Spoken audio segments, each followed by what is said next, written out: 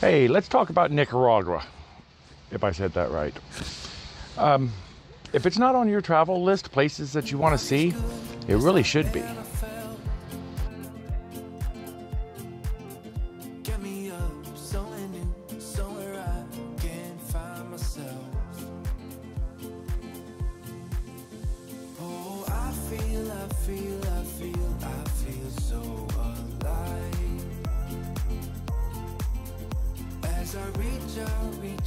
Reach out to the sky.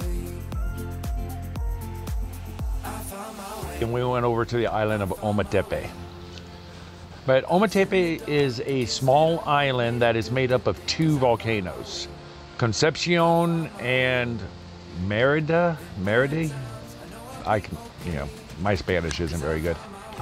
You've just got to see it. You've got to experience it. There's a feeling there that when you get there a couple days, you sync up with it, you sync with the locals, and a lot of people go there and they just don't ever want to leave. A lot of people don't leave. We met quite a few people that were backpacking and traveling. Once they got to Ometepe, they grabbed a place to live and never left. We also went to the Ojo de Agua, which is a sort of water sanctuary park. You can swim. It's in the crystal clear waters of the volcano.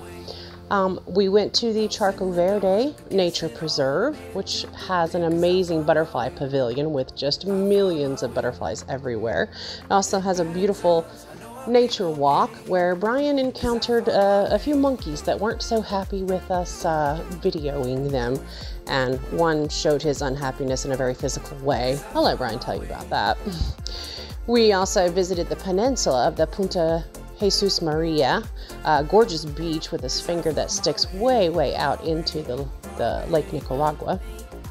And we hiked ourselves up, I don't know how many kilometers, to a beautiful waterfall at San Ramon. It was quite a hike and climbing over quite a few rocks, but it was definitely worth it to see that. After Ometepe, took the ferry back to the mainland, and we caught a cab, and I think this one cost us $12, no, $15. And we went from Rivas.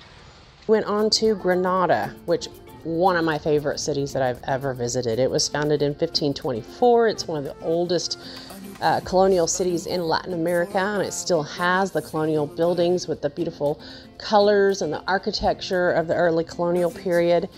There's so much to do and see there. There's so much delicious food to eat there. We couldn't say enough about the food in Nicaragua.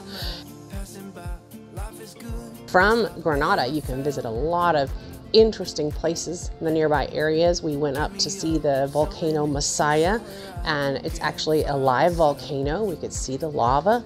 It was an amazing sight, besides that the views from there were just incredible. We also went to a caldera from an extinct volcano. It's called Laguna Apoyo. It's a lake there that you can swim in, that you can see 30 feet deep easily. Took some kayaks and played around and just hung out at the beach along the sides of the laguna, and had a delicious lunch, of course. Food, important for us. But we also are lucky enough to be in Granada during the time of the Fiesta Hípica, which is a fiesta that travels around Nicaragua, and it celebrates the sort of importance of ranching in Nicaragua and raising cattle and horses. And it was a parade with just beautiful horses, some of them incredibly well trained in dressage. It was an all day long party hosted by the most popular beer in Nicaragua, Toña, and we were able to see a lot of the dancing in the streets and the floats, and just the whole party atmosphere was really fun. One of our favorite trips within the city was actually in a horse-drawn carriage, and we had a guide who told us a little bit about the buildings around the areas, a little bit about the different neighborhoods, but he also took us to the Doña Elba cigar factory. where we were able to watch a demonstration of how they make their cigars and see where they ship their cigars and how important it is. We enjoyed the boat trip out through the islands. There's like 1,000 little islands off the coast of Granada there, and you can take boat tours through, and the scenery is amazing. You will see monkeys, you will see gorgeous vegetation and flowers and trees. When we left Granada, we went back over to the Pacific coast to San Juan del Sur, which basically started as a little surfing town across the border from Costa Rica. It has now grown quite a bit, but it's still important surfing area. There are a lot of expats that live there and have just sort of retired there because the scenery is so beautiful and it's such a laid back area to live in. Again, great food. And we just sort of relaxed on the beach there. There's a beautiful statue of Christ up on the top of the hill guarding one end of town.